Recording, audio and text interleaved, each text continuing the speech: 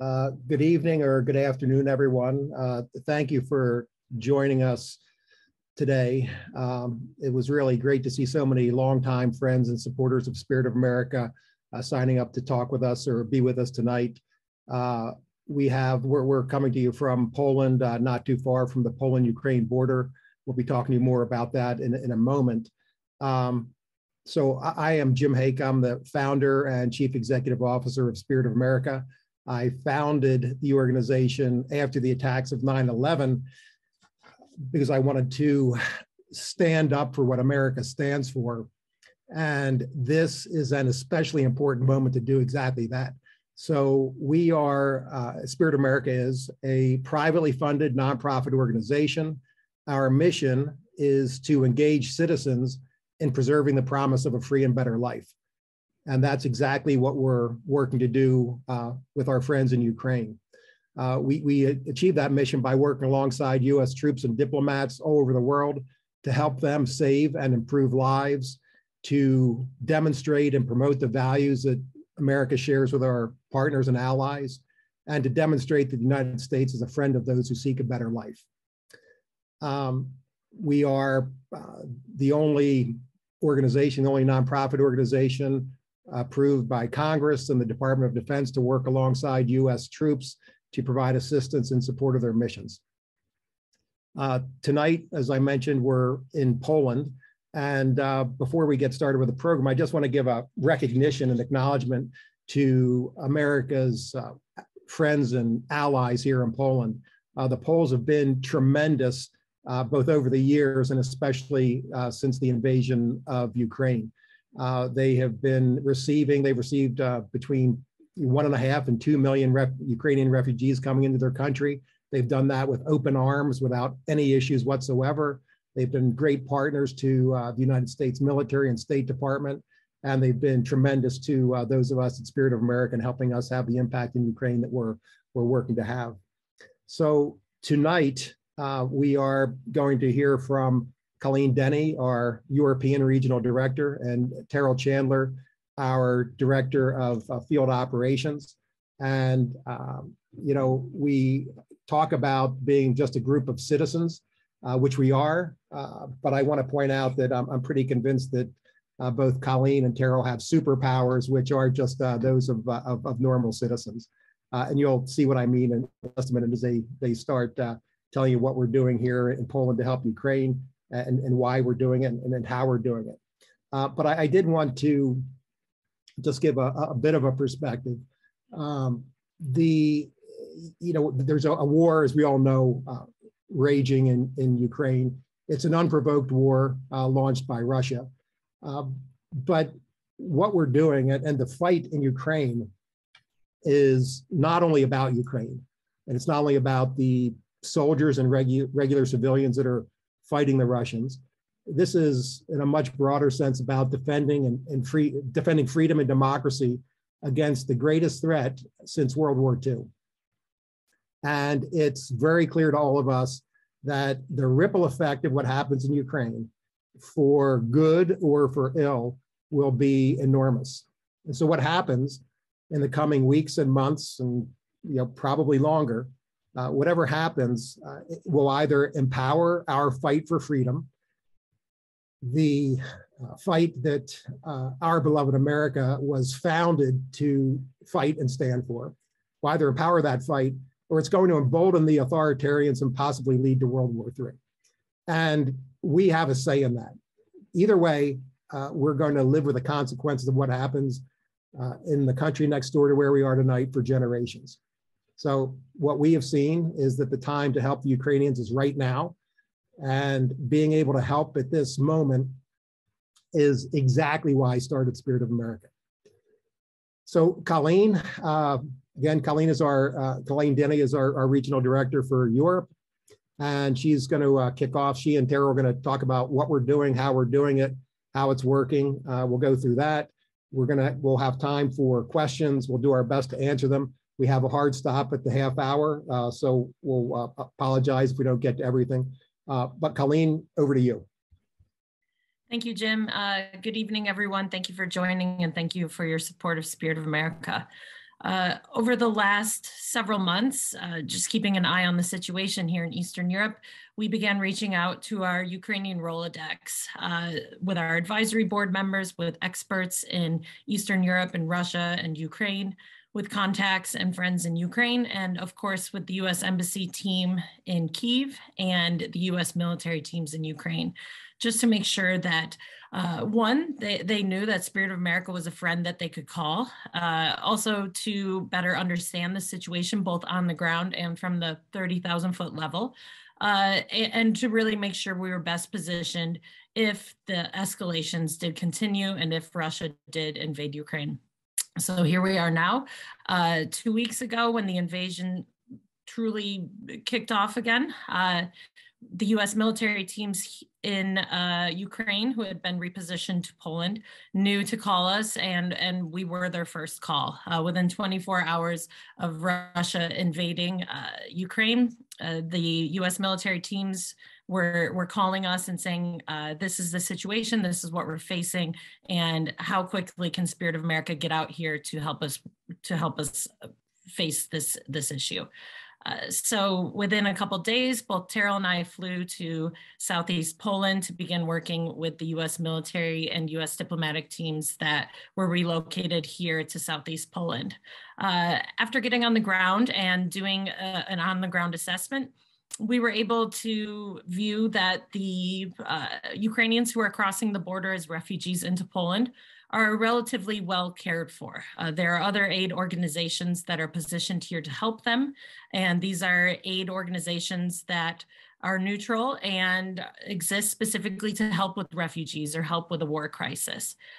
This is not where the gap is. We assess that the gap is getting aid into Ukraine, and specifically to get aid into the hands of the Ukrainians who are serving in the armed forces and the civilian Ukrainians who have stepped up and joined the newly formed Territorial Defense Force, which is the civilian volunteer service that is over 100,000 Ukrainians strong and growing by thousands a day.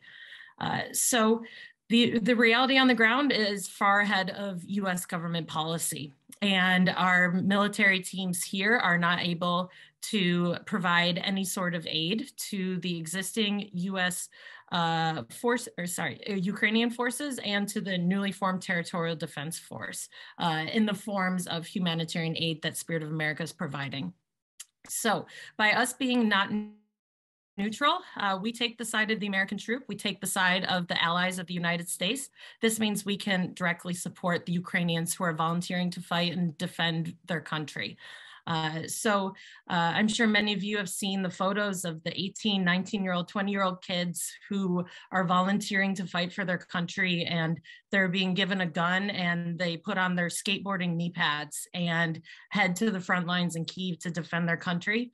And if you saw those photos, you saw those patriots joining the call and you thought, I wish there was a way I could help them, it's through us. We are working directly with the US military and diplomatic teams here to move aid into Ukraine, specifically bulletproof vests, helmets, individual first aid kits, or IFAKs as they're called, which will get delivered directly into the hands of those who need it right now. We're able to do this because we're not neutral. We're taking a side, and we're taking the side of the Ukrainians who are fighting, like Jim said, not only for their country, but for democracy writ large. So I'll pause there and pass it over to Terrell. Thanks, Colleen. Yeah, Terrell, could you, thank you, Colleen. Terrell, could you give a rundown a little bit more of what we're providing, what we're going to be providing, and how it gets to where it needs to go? Sure, of course. Yeah, thanks everyone for joining. And Colleen gave a great rundown of what's happening on the ground in the first 5 days here, which is relatively fast. We've been able to set up an end-to-end logistics chain to get things sourced from the States, the things that Colleen mentioned: communications gear, armor, helmets, critical first aid kits, all the way from the States into Poland, and then delivered directly into the hands of our Ukrainian forces. and the territorial defense forces that Colleen mentioned that we're supporting. We have done this successfully one time. Colleen and I specifically directly handed aid into the hands of Ukrainian forces at the border. So we are well positioned to continue to do that and to build that to scale. Obviously, really the only limitations that we have is the amount of things that we can source and the money that we have to do it. This chain has worked really well so far, and I think that we'll just continue to do that until, hopefully, until this ends. But obviously, there's no timeline there. We're happy to, take questions about specific logistics, but in the essence of time is of the essence. So. Thank you, T. And Colleen and Terrell touched on something which is really important. It's actually a profound point, and it underlies, Spirit of America's unique impact. And that's this notion of taking a side and being not neutral. And what I learned, it was actually years after starting the organization, was that the most all international assistance organizations are neutral. And that's not just a state of mind, that's a matter of policy and doctrine. And there's a really good reason for that. And we have no quarrel with those organizations or that policy.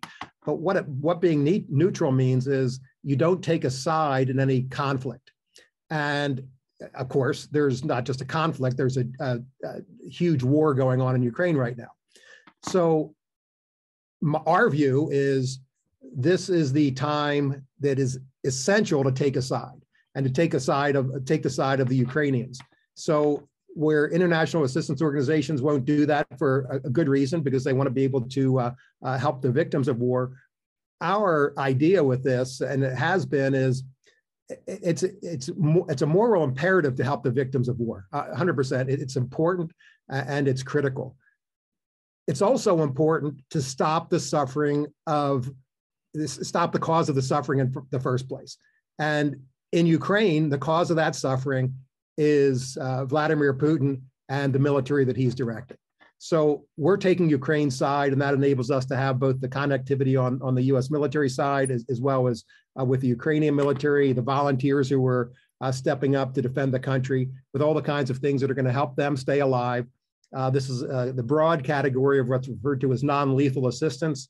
Just to be clear, we're not providing anything that, and they don't need us to in any case, but we don't provide anything that is, lethal, guns and that sort of thing.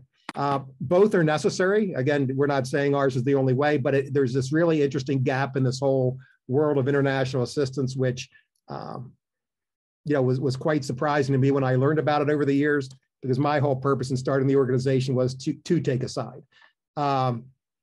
That's that part of the story.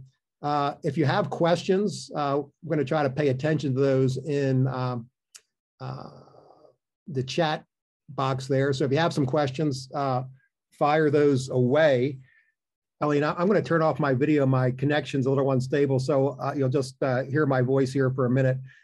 There's some really great questions here. One that zoomed by was, asking if we could give an idea of what specific things cost and what, how much a dollar, how far a dollar can go. So we last Friday placed a $4 million order for body armor. Those are plates with carrying vests that can stop rounds from an AK-47 and other weapons. So they're different levels of body armor. The level 3 body armor is about $500 for a complete set. The level 4, which is a higher standard, is about $950. The individual first aid kits that Colleen was talking about, they are $89. We have provided things from gas cans, so Ukrainian forces have the ability to resupply and the fuel that goes in those gas cans.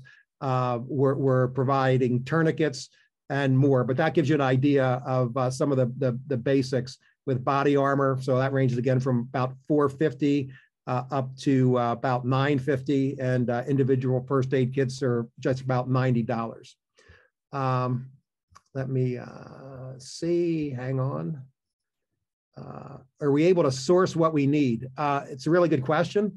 It is difficult, and one of the things that we are very lucky to be working with a international procurement, supply, and logistics firm named Regulus Global down in Virginia Beach, and they are handling all procurement, supplying, packaging, and logistics for us. And without that, the Spirit America team would probably crush under the weight of all the things that we're doing. But that's a key part of our ability to scale. Regulus is handling that for us at a very, very small markup at their direct cost for everything they're doing. One of the things that is a bit shameful in the what's going on today is that there is a decent amount of price gouging going on, that seeing the crisis, some manufacturers and distributors are realizing that they can make a lot more money if they charge more for things like body armor. We are paying far below those price gouging prices because of the relationship that Regulus has with suppliers, but it's a pretty sad thing which is taking place right now. So we are in pretty good shape on our supply, but it's a tricky thing. And really the key for us, we placed the $4 million order last Friday. Just before our call, I approved the $3 million, additional $3 million. And this is all from the great generosity of our supporters so far, a $3 million addition to that. But the key, given that the infrastructure we have built is built to scale, is additional support so we can do more, and the sooner the better. So on the how much in terms of food invested we've been able to get into Ukraine, it's the body armor and helmets. Oh, I forgot to tell you how much helmets were. Helmets are about $385.25 each. So the first shipment of those, we placed the order last Friday. The first of all that gear will arrive in Poland we expect on Monday, maybe Sunday, maybe Tuesday. And in that, with that $4 million, there will be 1,850 sets of body armor, 1,850 helmets, and 17,000 individual first aid kits. Colleen, am I leaving anything out notable there? No, we also have been working to provide communication gear, both secure communication radios and phones, as well as sourcing more Motorola phones for the Territorial Defense Force. So communications gear, of course, is pricey as well. About a secure Iridium phone is $1,000, $1,300. So also working with the Ukrainian forces and the Territorial Defense Force to outfit them in the most significant way that both trained Ukrainians and untrained, like the territorial defense members, best ways to use communication, and continuing to source through those for hopefully our next order of aid also. There are, I'm going to go back on stopping my video here. Again, apologies for the connection. There's a question about how people can help, donating and so on.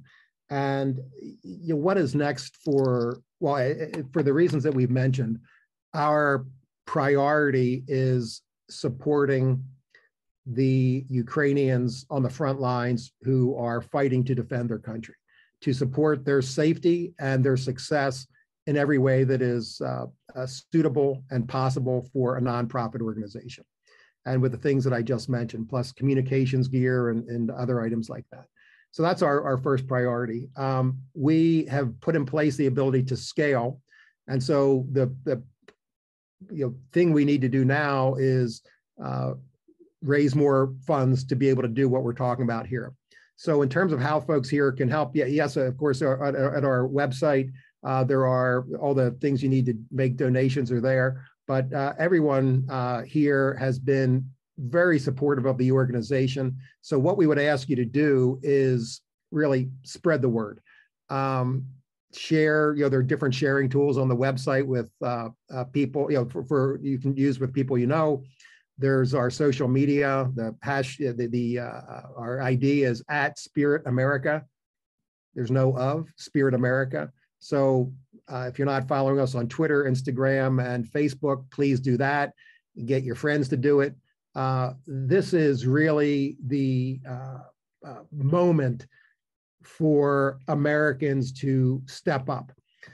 And, as I mentioned, this is the greatest threat to freedom and democracy since World War II. And, many of our relatives, my father, people, just about everybody knows someone who served in World War II. That group of Americans is referred to as the greatest generation, and for a really good reason. What they did was great. And, we can call them the greatest generation, but at this moment, we can be great too. And that is what we would like your help with. So spreading the word, getting more people to know about us through whatever you can conjure up. We can build custom fundraising pages for your company.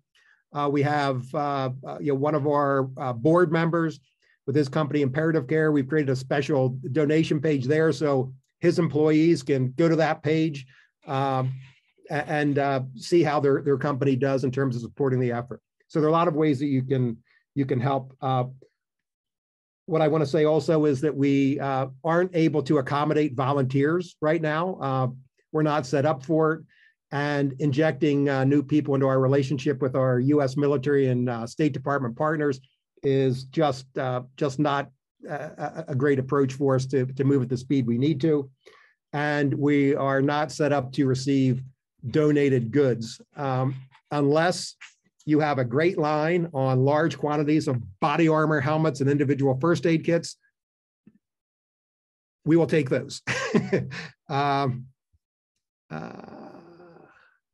me see if there are, T or Colleen, do you see any other questions there that who I've been chatting? Sure. Yeah, I saw one question asking for more specificity about why the U.S. military can't provide some of this assistance. So, and why Spirit of America is filling that gap. So it's really two answers to that question. One is the U.S. military that used to be in Ukraine a couple months ago, their mission was to train, advise, and assist. So now that they have been evacuated out of Ukraine, that mission is no longer relevant. Of course, they're maintaining their relationships and doing what they can remotely for their Ukrainian partners, but their fiscal lines and their funding does not match the reality right now. So we had a U.S. military member tell us that by partnering with Spirit of America and us getting the aid into their Ukrainian partner forces' hands, that it was the most meaningful thing and meaningful mission that they're doing for their Ukrainian partners right now. So that between just the fiscal budget not matching reality and the mission that the teams were sent to Ukraine and were with is no longer relevant either. Those are the two big reasons why the gap exists right now to help support the Ukrainian forces. And then the Territorial Defense Force is newly formed. It was formed in January. And so therefore, since it's so new and is not an official branch of the Ukrainian armed forces, the US does not also have a funding line set up to directly equip them and help with training them and outfitting them in personal protective gear. And the other thing to pile on that, it's a good question, and we just have a moment left, is the Ukrainians' first request of the US government and military is for more weapons. And obviously, that's not an arena for private organizations to contribute to. What that does is it leaves other gaps that are further down their priority list, still really important things, but it is very difficult for a government to turn on a dime and provide everything immediately. So our decentralized approach of assistance and with private sector speed and flexibility is a great match for what the government can do at a large scale and in areas where private organizations can't touch. There was one question about the training. We're familiar with one of the training centers that are training the volunteers who are joining, and that training is about 3 days. I really wish we had more time to spend with you all. Unfortunately, we don't, and we're all deeply grateful for your support, your participation, for being part of our team. One of the things that makes America America is citizens like us doing what we can. And there's always that time to make a difference. And thank you for being part of our coalition of the can do. One of the expressions that we all know from our allies in France is "Vive la France," and the expression which we hope will become part of our vernacular in the same way is "Slava Ukraini," which means glory to Ukraine. Let's do it, folks. Thank you.